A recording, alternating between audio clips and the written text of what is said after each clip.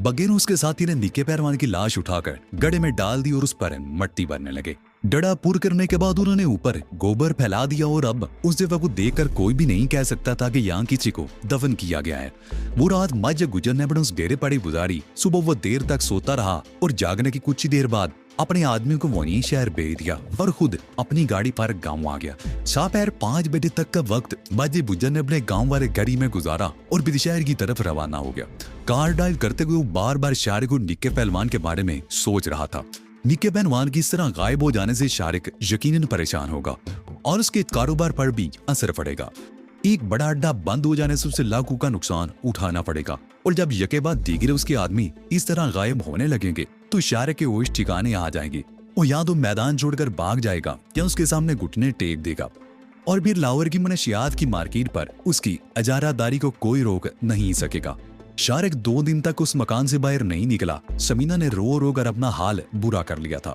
शारिक की शराफत का भी बरम खुन गया था। वो उसके सामने जरा सी मुदामत भी तो नहीं कर सकी थी। वो किस कदर आसानी से तस्वीर हो गई थी। शारिक तीसरे रोज रात 9 बजे के करीब घर से निकला। वो अकेला ही था। समीना को अपने साथ कहीं ले जाने का खतरा मोल नहीं ले सकता था। उसे 24 घंटे घर में बंद भी नहीं रखा जा सकता था। उसके ज़हन में एक तरकीब थी, लेकिन उस तरकीब को अमली जामा पहनाने के लिए भी 2-3 रोज का वक्त दरकार था। घर से निकलते उसने समीना से कह दिया था कि मुमकिन है वो रात को घर वापस ना आए और वो दरवाजे घर के बंद ही रखे। घर से निकलकर शारिक सीधा मजंग वाले डेरे पर पहुंचा। वहां 9 लड़का को देखकर शारिक को इत्मीनान सा हुआ। उसकी यहाँ मौजूदगी का मतलब यही था कि पुलिस को उसके बारे में पता नहीं चला था। इसका मतलब है तो सूरत-ए-हाल नॉर्मल है। शारिक ने 9 लड़का के करीब बैठते हुए कहा, लेकिन ज्यादा नहीं। 9 लड़के ने जवाब दिया, तुमने शायद अखबार नहीं पढ़ा। समीना के बाप ने अपनी बेटी के अगवा की रिपोर्ट लिखवाई है और मेरा उलिया भी पुलिस को बता दिया है। उसके कहने के मुताबिक उसकी बेटी फैसलाबाद से वापस आई थी, जो उसके घर पहुंचने से पहले ही उसे असले के जोर पर अगवा कर लिया गया। पुलिस अब मेरे उलिया के आदमी को तलाश करती फिर रही है। फैसलाबाद की कोई खबर? शारिक ने पूछा। एक और खबर अखबार में छपी थी, 9 लड़के ने कहा। यह खबर फैसलाबाद पुलिस के हवाले से छपी है कि पुलिस समीना नामी कॉलेज की लेक्चरर से कत्ल की एक वारदात के सिलसिले में पूछगछ करना चाहती थी, लेकिन समीना रोपोश होगी। पुलिस का ख्याल है कि समीना बाद संगीन जराइम में मुलव्वस हो सकती है। इसका मतलब है कि फैसलाबाद की पुलिस ने लाहौर में उसके घर वालों से भी राब्ता कायम किया होगा। शारिक बोला, यकीनन ऐसा हुआ होगा। 9 लड़के ने कहा, यह पुलिस जराइम पेशा लोगों को तो माफ कर सकती है, लेकिन शरीफ आदमियों को तो ये लोग माफ नहीं करते। हाँ ये तो है। शारिक ने इनकारा भरा, फिर 9 लड़का वाले कमरे से निकलकर गामा के पास आ गया। तुम्हारा धंधा कैसा है भाई? अपना धंधा तो ठीक है, लेकिन मुझे कुछ गड़बड़ लग रही है। गामे ने कहा, क्या बात है? शारिक ने पूछा। निक्का पहलवान कल रात से गायब है। आज शाम को एक उसका बंदा उसके बारे में मालूम करने आया था। ये तो वाकई गड़बड़ वाली बात है। शारिक बोला, बैल अलवता कर लेते हैं उसका। तकरीबन आधे घंटे बाद शारिक 9 लड़का को जाल लेकर डेरे से निकल आया। वो एक टैक्सी पर बैठकर सीधा बाल बाल पूरे निक्का पहलवान के डेरे पर पहुंचा। निक्का पहलवान के लिए काम करने वाले 3 आदमी उस वक्त डेरे पर मौजूद थे। शारिक उनमें से सिर्फ एक का नाम जानता था। निक्के पहलवान का कुछ पता चला हनीफ? शारिक ने पूछा। नहीं शारिक बाबू, हनीफ ने जवाब दिया। पता नहीं कहाँ चला गया, कोई बुलाने आया था या किसी का पैगाम मिला था? शारिक ने पूछा। कुछ भी नहीं, हनीफ ने जवाब दिया। कल रात तकरीबन इसी वक्त बाहर निकला था। मैं समझा कि वो सड़क पर खड़ा होगा। कभी कभी वो गेट के सामने सड़क पर खड़ा हो जाया करता था। मैं अंदर बैठा उसका इंतजार करता रहा। ये रहमत भी मेरे पास ही बैठा था। जब बहुत देर तक वो अंदर नहीं आया तो मैंने बाहर आकर देखा, वो सड़क पर भी कहीं नहीं था। पता नहीं कहाँ चला गया, अभी तक लौट कर नहीं आया। थाने वगैरह में पता किया? शारिक ने पूछा। आज दोपहर को पता किया था, वो भी कुछ नहीं जानते, हनीफ ने जवाब दिया। इसी दौरान निक्के पहलवान का मुगलपुरा का एक गाहक आ गया। वो यहाँ से रोजाना 250 ग्राम हीनवन लेकर जाया करता था। वो उन्हें निक्के पहलवान के बारे में बातें करते देखकर बोला, निक्के पहलवान को कल मैंने बग्गा के साथ कार में जाते हुए देखा था। बग्गे के साथ? कम, किस वक्त? हनीफ चौंक गया। कल जब मैं यहाँ से माल लेकर गया था तो शालामार वाले मोड़ पर खड़ा अपने एक दोस्त से बातें कर रहा था कि निक्के पहलवान को बग्गे के साथ कार में बैठे देखा। वो दारोगा वाला की तरफ गए थे। बग्गा कौन? शारिक ने हनीफ से पूछा। मजे गुज्जर का आदमी है, अंधे वाले मोड़ पर सौदा बेचता है, हनीफ ने जवाब दिया। ठीक है। शारिक खामोश हो गया। वो आदमी हनीफ से सौदा लेकर चला गया तो शारिक ने कहा, हनीफ तुम मेरे साथ आओ। अब ये मालूम करना ज्यादा मुश्किल नहीं रहा कि निक्का पहलवान कहाँ है। चलो 9 रखे, शारिक ने कहा। वो तीनों हाकनवाद रोड पर निकल आए। चंद कदम आगे घास मंडी के मोड़ पर एक टैक्सी खड़ी थी। वो तीनों टैक्सी में बैठ गए। कहाँ जाना है जी? ड्राइवर ने इंजन स्टार्ट करते हुए पूछा। सीधे चलते रहो उस्ताद, पैसे की फिक्र मत करना, तुम्हारी दिहाड़ी आज हमारे साथ ही लगेगी, शारिब ने कहा। टैक्सी हरकत में आ गई। अंधे वाले बोर्ड से जरा आगे निकलकर हनीफ ने टैक्सी रुकवा ली। बड़ी बारूना की जगह भी 5 सीटर की 2 दुकानें थी। आमने सामने 2 दुकानें मछली फ्राई करने वालों की थी। चाय की दुकानें थी, बाहर पूसियां और मेजें बिछी हुई थी। कोने में फूलों वाली दुकान भी थी। उसी फूलों वाली दुकान के सामने बग्गा खड़ा था। वो लंबा तरिंदा आदमी था, लाचा दारीदार और सफेद उजला कुर्ता पहने हुए था। गले में मोतिये का हार भी पड़ा हुआ था। वो फूलों वाली दुकान के सामने जो आदमी खड़ा हुआ है ना, वही बग्गा है। हरीब ने उस तरफ इशारा करते हुए कहा, 9 लखे। शारिक ने 9 लखा को मुखातिब किया, उसे लेकर आओ, लेकिन किसी को पता ना चले, फिक्र ही ना करो। 9 लखा कहते हुए टैक्सी से उतर गया। वो इधर उधर देखता हुआ फूलों वाली दुकान के सामने पहुंचकर बग्गे के करीब रुक गया। बग्गे ने उसकी तरफ देखा मगर ज्यादा तवज्जो नहीं दी। बग्गे, 9 लखे ने सरगोशियाना लहजे में कहा, मेरे हाथ में पिस्तौल है, खामोशी से मेरे साथ चलो उस टैक्सी की तरफ, और कोई आवाज निकाली या किसी को इशारा किया तो गोली मार दूंगा। बग्गा उछल पड़ा। उसने मुड़कर देखा 9 लखा के हाथ में पिस्तौल इस तरह दबा हुआ था कि उसकी नाल का अगला थोड़ा सा हिस्सा नजर आ रहा था। उसके मुंह से बेइख्तियार गहरा सांस निकल गया। वो खामोशी से 9 लखा के साथ चल पड़ा। टैक्सी के करीब पहुंचकर उसने अगली सीट पर बैठे हुए शारिक की शक्ल देखी तो बुरी तरह चौंक गया। पिछली सीट पर हनीफ बैठा हुआ था। उसने दरवाजा खोल दिया। चलो अंदर बैठ, 9 लखा ने हल्का सा उसे धक्का दिया। बग्गा टैक्सी में बैठ गया और उसके साथ ही 9 लखा भी बैठ गया। इस तरह बग्गा हनीफ और 9 लखा के बीच में सैंडविच बनकर बैठ गया। 9 लखा ने पिस्तौल की नाल उसके पैरों से लगा रखी थी। हनीफ ने भी पिस्तौल निकाल लिया था। बग्गा को समझने में देर न लगी कि उसकी शामत आ गई थी। टैक्सी हरकत में आ गई। हनीफ ने ड्राइवर को दारोगा वाला की तरफ चलने को कहा था। हनीफ समझ गया कि शारिक ने बग्गे को क्यों उठाया था। शारिक बाऊ, बग्गे ने शारिक को मुखातिब किया। उसके लहजे में हल्की सी कपकपाहट थी। तुम बहुत गलत हरकत कर रहे हो। माजा गुज्जर तुम्हें बख्शेगा नहीं। माजे से तो मैं बाद में निमट लूंगा, फिलहाल तुम अपनी फिक्र करो, शारिक ने जवाब दिया। टैक्सी ड्राइवर भी समझ गया कि मामला गड़बड़ है। वह 1.5 उम्र आदमी था। ये सूरत-ए-हाल देखकर उसका खौफजदा हो जाना फितरी बात थी। साहब जी, वो शारिक की तरफ देखते हुए खौफजदा लहजे में बोला, मेरा ख्याल रखना जी, मेरे निक्के निक्के बच्चे हैं, मेरे सिवा कोई कमाने वाला भी नहीं है। डरो नहीं, तुम हमें छोड़कर वापस चले जाओगे और अपनी जबान बंद रखोगे, शारिक ने जवाब दिया। टैक्सी दारोगा वाला से शादीपुर की तरफ मुड़ गई। तकरीबन 1 मील आगे जाने के बाद हनीफ ने टैक्सी रुकवा ली। ये सड़क तकरीबन सुनसान पड़ी थी। बाईं तरफ तो आबादी थी और दाईं तरफ सड़क के साथ साथ कई खेत थे, कहीं कोई फैक्ट्री थी और कई मकान वगैरह बन रहे थे। जिस जगह वो टैक्सी से उतरे थे वहां से जरा आगे सड़क के दाईं तरफ एक स्टील री रोलिंग फैक्ट्री थी। कई साल पहले ये फैक्ट्री बंद हो चुकी थी। उसकी मशीनरी वगैरह दूसरी जगह लगाई जाने वाली फैक्ट्री में मुंतकिल कर दी गई थी और इस जगह को अब गोदाम के तौर पर इस्तेमाल किया जाता था। यहाँ सिर्फ एक चौकीदार रहता था। उसकी रिहाइश भी यही थी। वो हनीफ का दोस्त था और हनीफ ही फिर ये उन्हें यहाँ लेकर आया था। टैक्सी वापस मुड़कर बड़ी तेजी से दारोगा वाला की तरफ रवाना होगी। ड्राइवर ने यह देखने की कोशिश भी नहीं की कि वो लोग अगवा करके लाने वाले आदमी को कहां लेकर जाते हैं। वो चारों फैक्ट्री के गेट पर आ गए। शारिक और 9 लखा ने बग्गा को अपने दरमियान में ले रखा था। हनीफ ने आगे बढ़कर गेट खटखटाया। आनी गेट खटखटाने की आवाज सन्नाटे में दूर तक फैल गई थी। तकरीबन 2 मिनट बाद छोटा दरवाजा खुला। दरवाजा खोलने वाला 4 आदमियों को सामने देखकर गड़बड़ा सा गया। कौन हो तुम लोग? वो खौफजदा से लहजे में बोला। ओए मैं हूँ हनीफा। हनीफ ने कहा, हमें अंदर तो आने दो नवाब। चौकीदार ने हनीफ की आवाज पहचान ली। वो एक तरफ हट गया और शारिक वगैरह गेट में दाखिल हो गए। नवाब ने फौरन ही गेट बंद कर दिया। क्या बात है हनीफ, ये लोग कौन है? नवाब ने पूछा। अपने यार हैं, फिक्र की कोई बात नहीं, ये लो ऐश करो। ये समझ लो कि तुम कुछ भी नहीं जानते। हनीफ ने जेब से प्लास्टिक की एक पुड़िया निकालकर उसकी तरफ बढ़ा दी। ये फैक्ट्री बड़े वजीउ अरीज रकबे पर थी। एक तरफ स्क्रैप के अंबार लगे हुए थे, एक तरफ तैयारशुदा सरिये गेट ढेर थे। उसके पीछे खाली जगह थी और ऊंचे शेड पर एक बल्ब जल रहा था। 100 वाट के बल्ब की रोशनी तारीकी दूर करने में बुरी तरह नाकाम हो रही थी। अलबत्ता वहां चलने फिरने के लिए वो रोशनी काफी थी। तुम जाओ अपनी कोठरी में जाकर आराम करो, जब हम वापस जाएंगे तो तुम्हें बता देंगे, हनीफ ने नवाब की तरफ देखते हुए कहा। वो लोग बग्गे को लेकर फैक्ट्री के बिल्कुल आखिरी सिरे में आ गए। यहाँ एक तरफ लोहे के गार्ड का अंबार लगा हुआ था। शारिक रुक गया। इसकी तलाशी लो, उसने 9 लखा को मुखातिब किया। 9 लखा बग्गे की तलाशी लेने लगा। कुर्ता के नीचे शलवार की जेबों में हीरवन की पूड़ियां और नोट भरे हुए थे। लाचे की डब में पिस्तौल भी था। 9 लखा ने सब कुछ निकाल कर हनीफ के हवाले कर दिया। तो तुम लोग मुझे यहाँ क्यों लाए हो? बग्गा खिलाया। अपनी इस हरकत पर तुम्हें पछताना पड़ेगा। हम तो पछताने की आदी हो चुके हैं, लेकिन तुम क्यों कांप रहे हो? शारिक ने उसके चेहरे पर नजरें जमाते हुए कहा। अगर तुम मेरे एक सवाल का जवाब ठीक ठीक दे दो तो तुम्हें इज्जत और एहतराम के साथ तुम्हारे अड्डे पर पहुंचा दिया जाएगा। क्या पूछना चाहते हो? बग्गे ने पूछा। निक्का पहलवान कहाँ है? शारिक ने उसके चेहरे पर नजरें जमा दी। सिक्का पहलवान? बग्गे का चेहरा धुआं हो गया। मुझे नहीं मालूम, मैंने तुझे कई रोज से नहीं देखा। शारिक ने अचानक ही उसके मुंह पर जोरदार थप्पड़ रसील कर दिया। बग्गा लड़खड़ा गया। बग्गे! शारिक के अलग से गुर्राहट निकली। कल रात 10 बजे के करीब निक्के पहलवान को तुम्हारे साथ कार में बागवान बुरा से इस तरफ आते हुए देखा गया था और उसके बाद वो लापता है। मैं तुम्हें एक आखिरी मौका दे रहा हूँ, अगर तुम सच बता दो कि निक्का पहलवान कहाँ है तो मैं तुम्हें कुछ नहीं कहूंगा। मैं कुछ नहीं जानता, बंगा अपना गाल सहलाते हुए बोला। नौलखे! शारिक ने नौलखे की तरफ देखा। इससे मालूम करो कि निक्का पहलवान है कहाँ। इसकी जबान खुलवाने के लिए तुम जो भी तरीका इख्तियार करोगे मुझे कोई एतराज नहीं होगा, लेकिन इसे इस वक्त जिंदा रहना चाहिए जब तक ये कुछ बता नहीं देता। हाँ भाई बग्गे, क्या इरादा है? नौलखा उसके करीब आ गया।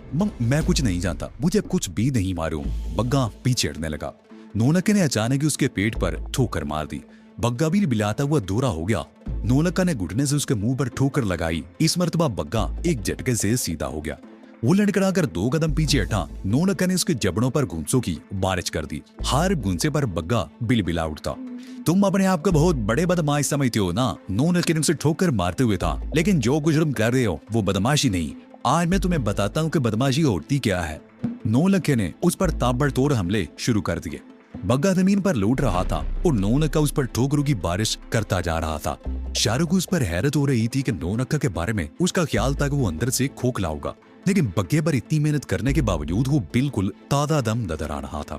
उसने बग्गे को 2 दिन ठोकरें और मारने के बाद छोड़ दिया और जेब से चाकू निकाल लिया। मैं तुम्हारी बोटियां काट कर कुत्तों को खिला दूंगा। नौलखा चाकू की धार पर उंगली फेरते हुए बोला। अभी वक्त है, बता दो। मैं कुछ नहीं जानता। बग्गा अकलाया। खो की शिद्दत से उसका चेहरा बिल्कुल स्याह पड़ गया था। नौलखा उसके करीब झुक गया। उसने चाकू की नोक बग्गे के गाल पर रख दी। बग्गे की आंखें खौफ की शिद्दत से फैल गई। नौलखे ने हल्का सा दबाव डालकर उसे दाएं से बाएं खींच लिया। बग्गे के मुंह से खौफनाक चीज निकली। उसके गाल पर पहले सुर्ख लकीर सी बनी, फिर खून रिसने लगा।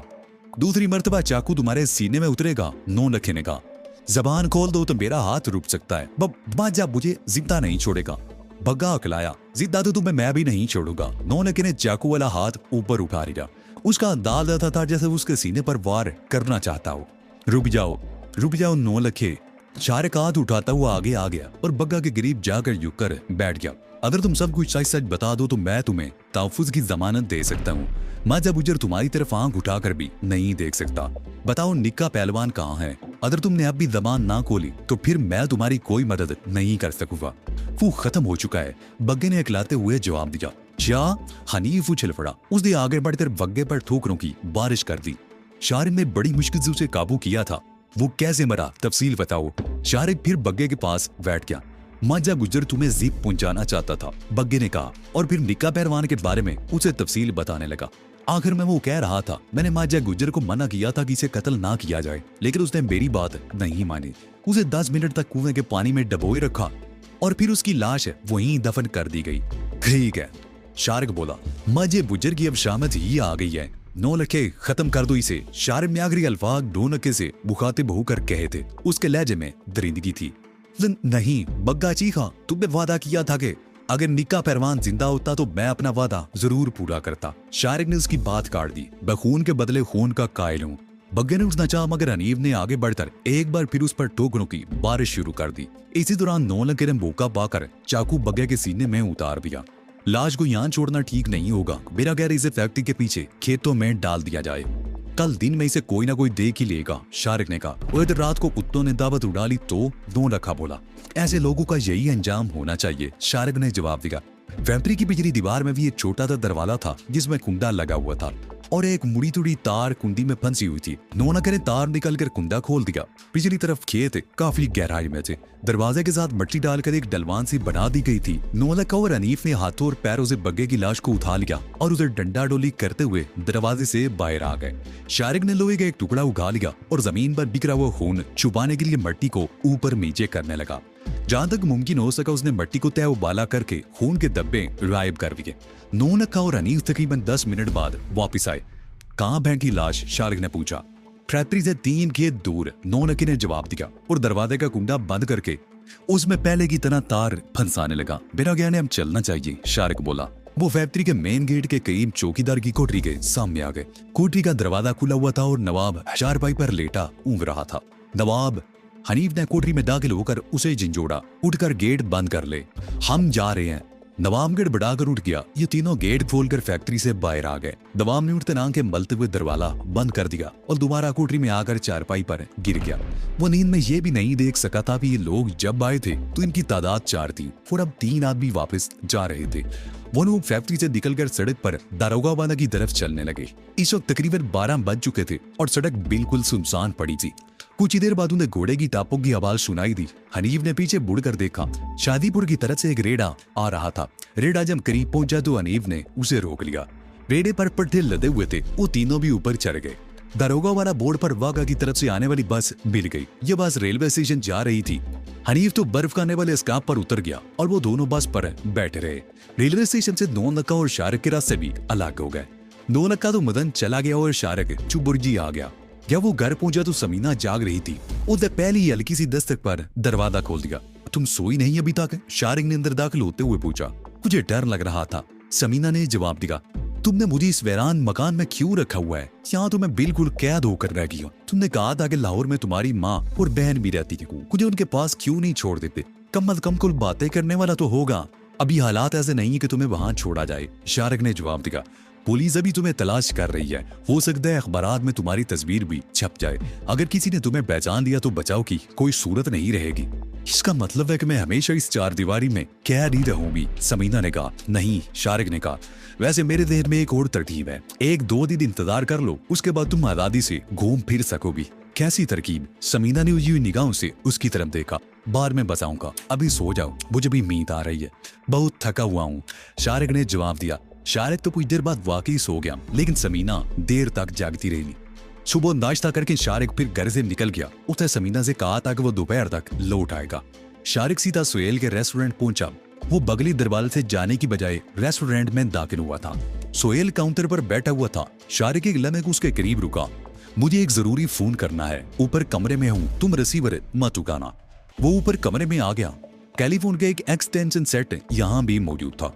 करीब ही डायरेक्टरी रखी हुई थी। वो कुछ देर तक डायरेक्टरी की वर्क गर्दानी करता रहा, फिर रिसीवर उठाकर नंबर डायल करने लगा। चंद सेकंड बाद ही दूसरी तरफ से कॉल रिसीव कर ली गई थी। यस, पुलिस स्टेशन, SHO साहब से बात कराएं, एक कत्ल के बारे में इतला देनी है, शारिक ने कहा। SHO साहब मौजूद नहीं है जनाब, मैं एड मुहर्रर बोल रहा हूँ। आप मुझे बताइए किसका कत्ल हुआ है और कहाँ हुआ है? दूसरी तरफ से कहा गया। निक्के पहलवान का नाम सुना है कभी? शारिक बोला। वो बालबानपुरे का बदमाश, उसने कत्ल किया है क्या? किसको? उसने कत्ल नहीं किया, वो खुद कत्ल हो गया है परसों रात। उसकी लाश गड्ढा खोद कर छुपा दी गई है, शारिक ने कहा। कत्ल कहाँ हुआ है? दूसरी तरफ से पूछा गया। आपके इलाके में, शारिक ने जवाब दिया और चंद लम्हों की खामोशी के बाद उसे बताने लगा कि कत्ल कहाँ हुआ था और लाश कहाँ मिलेगी। आपका नाम पता है जनाब? मकतूद से आपका क्या ताल्लुक था? मैं फिलहाल आपने बारे में कुछ नहीं बता सकता, लेकिन ये इतला गलत नहीं है। अगर 1 घंटे में आप लोग जाए बगुआ पर ना पहुंचे तो BSP साहब से बात करूंगा और आपको यह भी बता दूं कि उस कत्ल में माजे गुज्जर का हाथ है। शारिक ने कहा और फोन बंद कर दिया और उसे यकीन था कि जाए बगुआ पर पहुंचने में पुलिस देर नहीं लगाएगी। और कुछ ही देर बाद सुहेल भी कमरे में आ गया। क्या मामला है? उसने सवालिया निगाहों से शारिक की तरफ देखा। मामला एक कत्ल का है, पुलिस को इतला देनी थी, शारिक ने जवाब दिया। सुहेल ने यह नहीं पूछा कि कत्ल किसको किया गया था और उसका इस मामले से क्या ताल्लुक है। कल शाम को शायद आया था, सुहेल ने कहा। खैरियत? शारिक ने मुझे नजरों से उसकी तरफ देखा। ऐसे ही आ गया था, कह रहा था कि तुम कई रोज तक घर से गायब रहते हो और माँ जी और रज़िया परेशान होती रहती हैं, सुहेल ने कहा। तुम जानते हो कि मैं क्या कर रहा हूँ, शारिक ने जवाब दिया। मैं वहाँ ज्यादा आमदोरफ्त इसलिए नहीं रख सकता कि मेरा कोई दुश्मन या पुलिस तातुब करते हुए वहां तक ना पहुंच जाए। मैं इस सारे मामले से अलग ही रखना चाहता हूँ। तुम भी कभी कभार चक्कर लगा लिया करो ना। मैं? सुहेल ने हैरत से उसकी तरफ देखा। मैंने तुम्हारे बारे में उन्हें बता रखा है, किसी रोज चले जाओ, वो तुमसे मिलकर बहुत खुश होंगी, शारिक ने कहा। तो फिर तुम्हारे साथ ही चलूंगा, सुहेल बोला। ठीक है, 1-2 दिन बाद मैं तुम्हें साथ ले चलूंगा। अब मैं चलता हूँ, 1-2 जरूरी काम निपटाने हैं। शारिक कहते हुए उठ गया। रेस्टोरेंट से निकलकर वो देर तक कनार कली में घूमता रहा। कुछ और चीजें खरीदने के अलावा उसने एक दुकान से 2-3 पतलूने और शर्टें भी खरीद ली थी। फिर वो एक बैरियर ड्रेसर की दुकान में दाखिल हो गया। पहले खुद शेप बनाया और फिर होम सर्विस के लिए दुकान के एक मुलाजिम को साथ लेकर टैक्सी में बैठ गया। जब वो घर में दाखिल हुआ तो समीदा उसके साथ एक और आदमी को देखकर कुछ घबरा सी गई।